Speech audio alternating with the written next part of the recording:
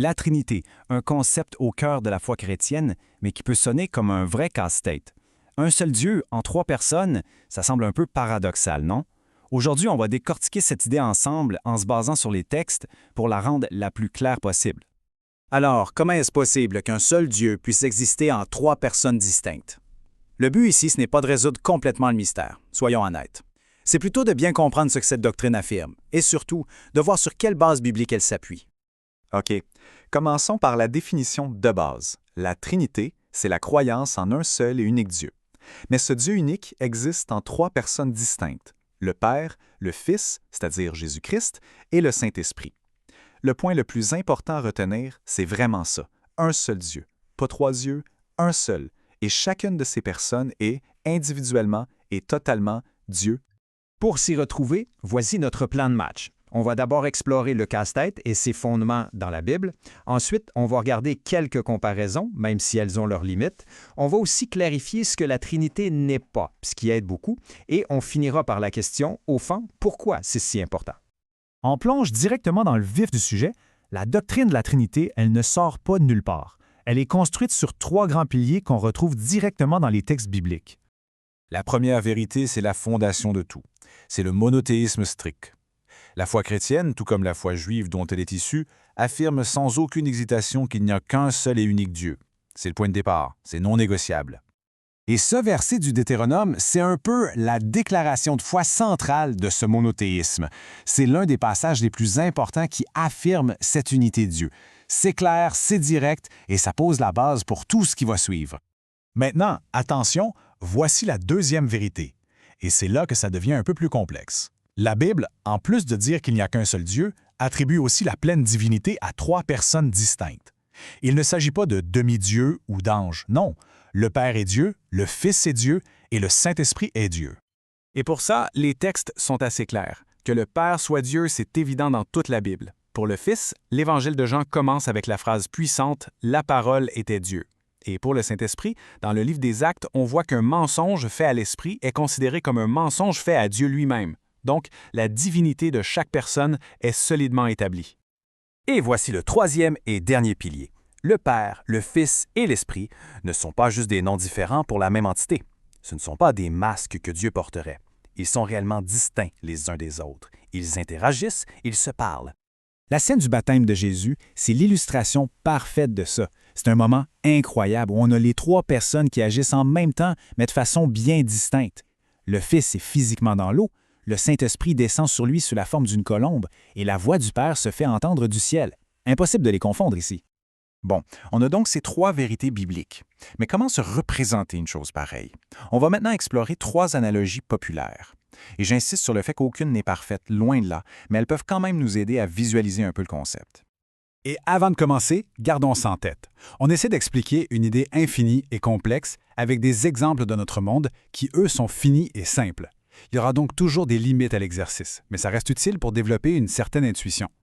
La première analogie, c'est celle de la flamme. Une flamme, c'est du feu, mais ça produit aussi de la lumière et de la chaleur. Ce sont trois réalités distinctes, mais elles sont inséparables. On ne peut pas avoir l'une sans les autres. Et tout ça forme une seule et même flamme. C'est une belle image d'unité dans la distinction. Une autre comparaison très connue, c'est celle de l'eau. On a une seule substance chimique, H2O, qui peut exister sous trois états complètement différents. Solide, comme la glace, liquide, comme l'eau qu'on boit, et gazeux, comme la vapeur. Une même nature qui peut se manifester sous différentes formes. Mais attention, c'est là qu'on voit les limites. Cette analogie a une grosse faiblesse. Une molécule d'eau, elle n'est pas glace, liquide et vapeur en même temps. C'est l'un ou l'autre. Ça pourrait laisser croire que Dieu change de mode selon les circonstances. Une vieille hérésie qu'on appelle le modalisme. Or, la Trinité affirme que le Père, le Fils et l'Esprit existent tous en même temps. Une troisième image que je trouve assez belle, c'est celle d'un accord musical. Pensez à trois notes distinctes, comme Do, Mi et Sol. Si on les joue séparément, on entend bien trois sons différents. Mais si on les joue ensemble, elles créent un seul son, une seule harmonie, un accord unique. Trois notes, un seul accord.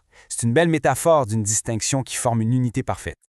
Parfois, la meilleure façon de comprendre ce qu'une chose est, c'est de clarifier ce qu'elle n'est pas. On va donc examiner rapidement trois erreurs courantes à propos de la Trinité pour mieux voir ce qui reste et avoir une définition plus juste. D'abord, la Trinité, ce n'est pas du polythéisme. On ne croit pas en trois dieux. La Bible est claire, un seul Dieu. Ensuite, ce n'est pas du modalisme, cette idée que Dieu porte trois masques différents. Non, on l'a vu, les personnes sont réellement distinctes. Et enfin, ce n'est pas l'arianisme qui disait que Jésus était une créature de Dieu et non Dieu lui-même. La doctrine de la Trinité rejette ça en affirmant que le Fils est pleinement Dieu. La bonne définition se trouve en naviguant entre ces écueils. D'accord, c'est un concept théologique complexe. Mais au fond, est-ce que ça change vraiment quelque chose? Quelle est son importance pratique? C'est la grande question du « et alors ». Et on va voir que oui, ça change beaucoup de choses. Mais avant d'aller plus loin, il faut accepter une chose. On peut comprendre ce que la doctrine dit sans nécessairement saisir à 100% comment c'est possible. C'est un peu la rencontre entre notre esprit, qui est fini, et un concept qui parle d'un Dieu infini. On peut connaître les faits sans maîtriser toute la mécanique derrière. Alors pourquoi c'est essentiel? Premièrement, ça change notre vision de Dieu. Si Dieu est Trinité, ça veut dire qu'il est, dans son essence même, relationnel. L'amour existait en Dieu bien avant la création. Deuxièmement, tout le plan du salut, le cœur de l'Évangile, repose sur l'action des trois personnes. Et finalement, ça structure l'expérience de la foi, en particulier la prière. Regardons l'Évangile. C'est une œuvre trinitaire, un vrai travail d'équipe. Le Père, dans son amour, conçoit le plan et envoie le Fils.